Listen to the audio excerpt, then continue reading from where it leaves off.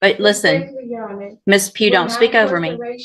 Ms. Pugh, just because you say respectfully does not mean that you get to interrupt me. That's disrespectful, right? Hang on. Listen, Ms. Pugh, stop talking over me. If you want to stop talking over me. Where is the verified claim that is being placed against my trust? I told you very specific instructions when you were here before that if you did not do what I asked you, then your bond would be raised and you would have to go back to jail, right? Go back with the bailiff. You're going to make it worse if you don't. Yeah, respectfully, this is not a fair trial. You don't get to say respectfully and then be disrespectful. So here's the thing. If you don't tell me your name, I'm going to put you in custody for not cooperating this morning. I'm not going to hold on. I understand what you're doing and what you're trying. All right. So Ms. Pugh, Mr. Lewis has been appointed to represent you at this point. Obviously, you know as well as anyone that you're in custody and we want to get your case taken care of. If you've hired or your family has hired another lawyer, then they have to contact the court so that we can do something with your case. And do you know if they've hired someone? Respectfully, Your Honor, I do not agree with your appointed foreign agents, considering that the first duty is to the state and will be considered conflict of interest. You know? Okay, so if you don't want, the only thing I can do, I'm appointing an attorney to you to help you, right? So if you don't want a court-appointed attorney, then your only option, two things. One is to represent yourself or to hire a lawyer. So if you don't like the way it works, then you do something different. So are you, listen to what I'm saying. Are you either going to represent yourself? Or are you going to let Mr. Lewis represent you? Or are you going to hire someone? Objection, Your Honor. Respectfully, is this a court of record? It is a court of record. So your objection's overruled. Okay. Respectfully, Your Honor, where is the verified claim that is being placed against my trust? It's right here. It's called an indictment. And Mr. Lewis has a copy of it and he can show it to you. So that would be the verified claim against you. Okay. Your Honor, respectfully, Your Honor, there were writs that was filed to the case that still haven't been received. I've received your petition for writ of habeas corpus and it's denied. Okay. Respectfully, Your Honor, I demand to be released due to lack of evidence of stated claim and not being given the proper opportunity to obtain proper counsel defective defense. It's overruled. Okay. You're running out, aren't you? No, it's fine. So here's the thing, Ms. Pugh. I appreciate your position, but listen, Ms. Pugh, don't speak over me. Respectfully, Your Honor, for my incarceration. Ms. Pugh, just because you say respectfully does not mean that you get to interrupt me. That's disrespectful, right? Hang on. Listen to me. Everything you have there is overruled. And here's one of the reasons why is because you have a lawyer and your lawyer will file the appropriate motion. You're interrupting me again, which is disrespectful. So I'm going to leave Mr. Lewis as your attorney unless you choose to represent yourself or hire someone else. I'm going to give you 2 weeks to determine what you're going to do. You can go back. You can go back with the bailiff. I do not agree or comply to your appointed Go back. agents. You already said that, and that's overruled.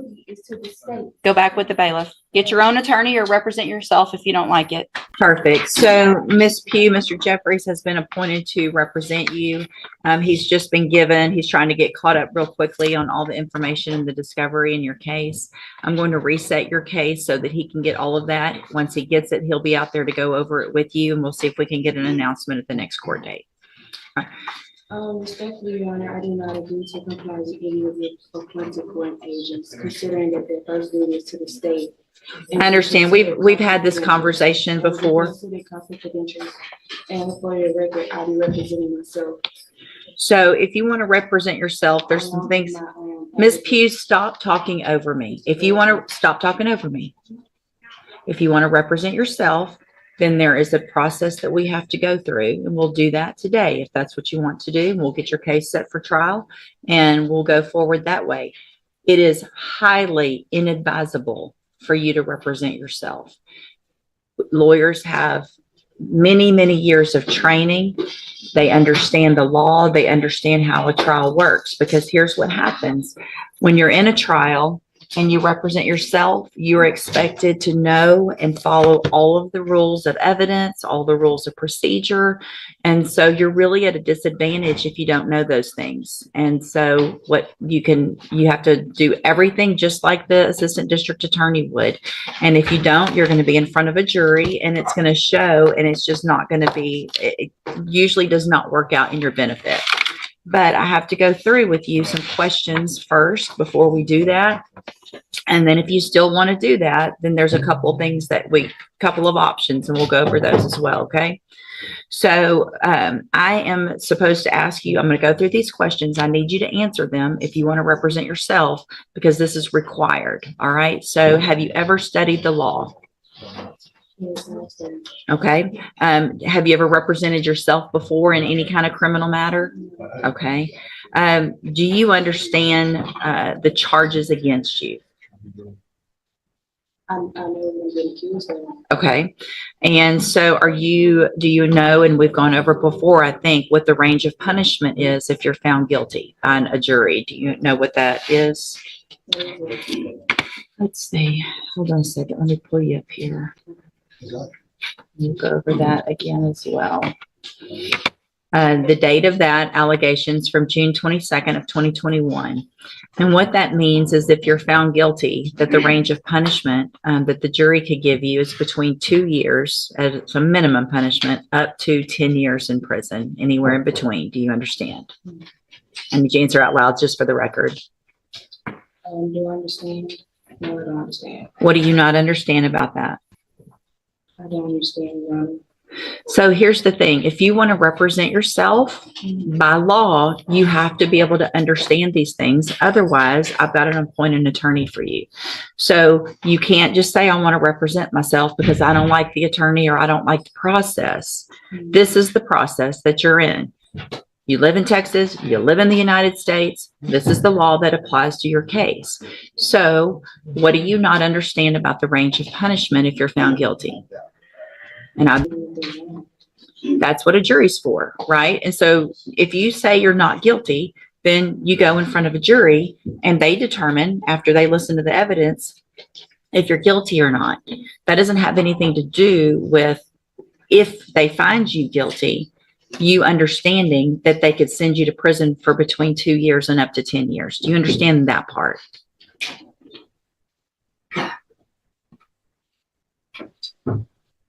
What are you, yes or no? No, you don't understand that.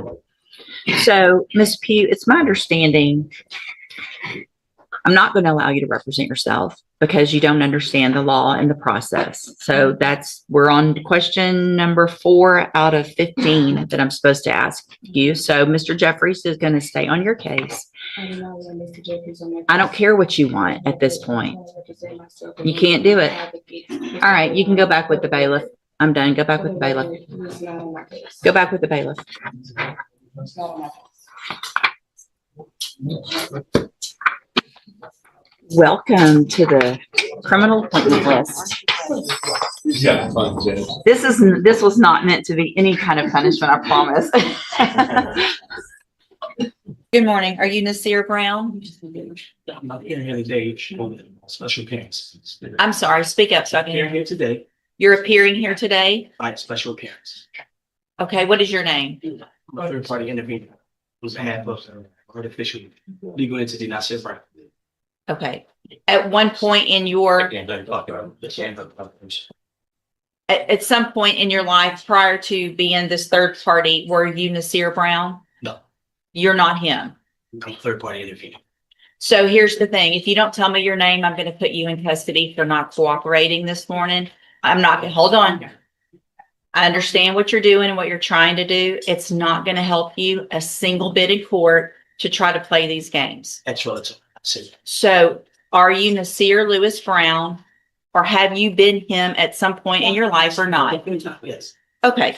So I'm going to call you by Mr. Brown because I'm not going to say all the words that you just said, because you have now identified yourself as Nasir Lewis Brown. And so, Mr. Brown, nope, listen, this is your initial appearance and you have two cases. And cause number 26, I just asked you not to speak over me. So here's the thing, Mr. Brown.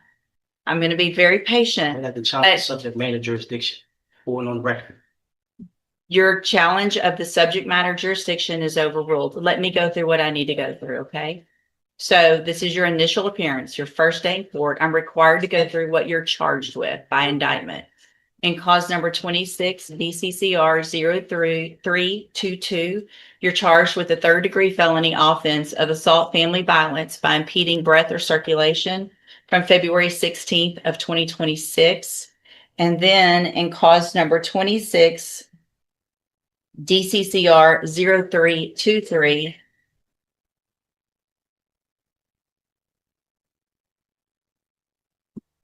you're charged with the state jail felony offense of injury to a child, and that's from February 16th of 2026. And so since you have made bond and got out of jail on your cases, have you had an opportunity to try to hire a lawyer? This is what I'm saying. Speak up so I can. Up and down. It's been up and down? Yes. Okay, so here's what I'm going to do, Mr. Brown, is I'm just like everyone else. I'm resetting your case about 30 days to give you some time to try to hire a lawyer. You need to try to get someone hired before the next court date. If you do, just bring the reset notice that you get today to that lawyer and they'll tell you what to do. If you're unable to hire someone before the next court date, then I'm ordering you to visit with at least 3 lawyers. They all charge different amounts, they have different payment plans. Bring me back the names of the lawyers that you've talked to so I know you're trying and we'll discuss your options. If you don't do that, then when you come back, you run the risk of me raising your bond for not following that court order, and you would go back to jail. Do you understand? I'm sorry? Overstand. Say it They again. overstand. You overstand? Yes. Okay. What does that mean? Overstand. Do you understand what I'm saying, sir? I'm blind. You'll Blind. oblige. I'm blind. Yeah. Okay. You just determined to use different words and be difficult, aren't you? No. Okay. So as a condition of your bond, did you have a condition that you were not to have any contact or communication with the complaining witnesses in each of these cases, right? Okay. And so I want to make sure you understand the importance of that. And that if you do have any contact or communication with either of them, it would be a violation of that bond condition. If I find out, your bond would be raised and you would go back to jail. Do you understand that as well? Overstand. You overstand. Same thing. I'm going to guess that overstand is even better than understand. So you definitely know what I'm talking about, right? So we don't have any miscommunication today. You know exactly what I'm talking about. So I'm going to have you step in front of the clerk. You're going to sign a reset notice so you know when to be back in court and take care of those things before the next court date. All right, step in front of the clerk. Nasir Brown.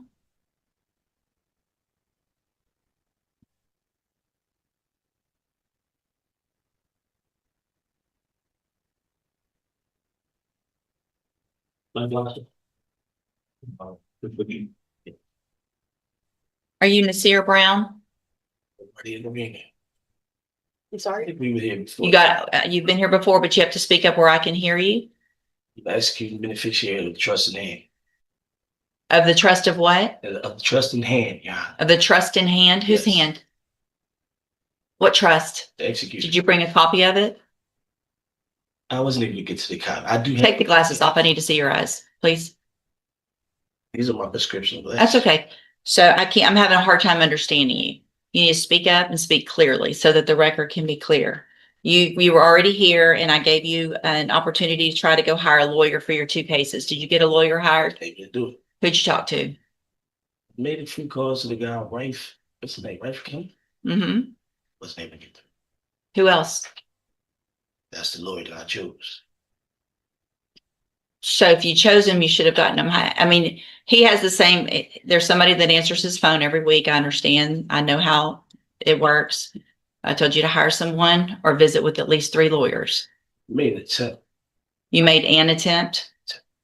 Okay. Did you go see Mr. Kimler? Did you make an appointment? Able to do that. Why not? I'm not in a position to go back and forth in front of a lawyer that's in this state that I'm not from. This is foreign age. So here's the thing, Mr. Brown, I told you very specific instructions when you were here before that if you did not do what I asked you, then your bond would be raised and you would have to go back to jail, right? No.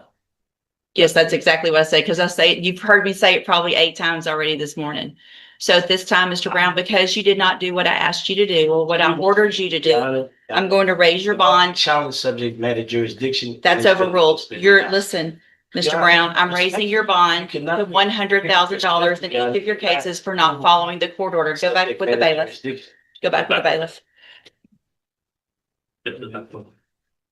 Go back with the bailiff. You're going to make it worse if you don't. Yeah, respectfully, this is not a fair trial. You don't get to say respectfully and then be disrespectful. Go back with the bailiff. She started. Don't make me lay hands on you, Why would you lay hands on me? because you're not doing it. I'm telling you now, go. Mr. Brown, Go you back. need to go back with the bailiff. There's right now, I've raised your bonds. You have to go with the I am bailiff. not a threat to any officer. You through in, Judge? Yes, I'm through. I am not a threat to any officer. Let's go. Why are hands on me? Yeah. Why are I hands told being you, put I told you I was gonna put hands on you. Why are hands being put on? Do y'all see this on the camera? Stand right there, put your hands on the wall. Okay, put your hands on the wall, because you're not listening. Don't listen. I don't apply that.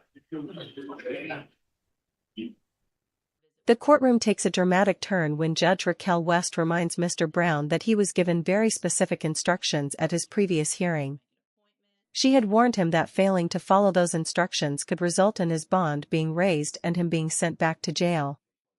But after determining that he had not followed the court's order, Judge West makes her decision.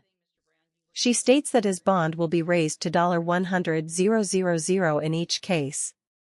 Even after the ruling, Mr. Brown continues to challenge the court and interrupt the judge.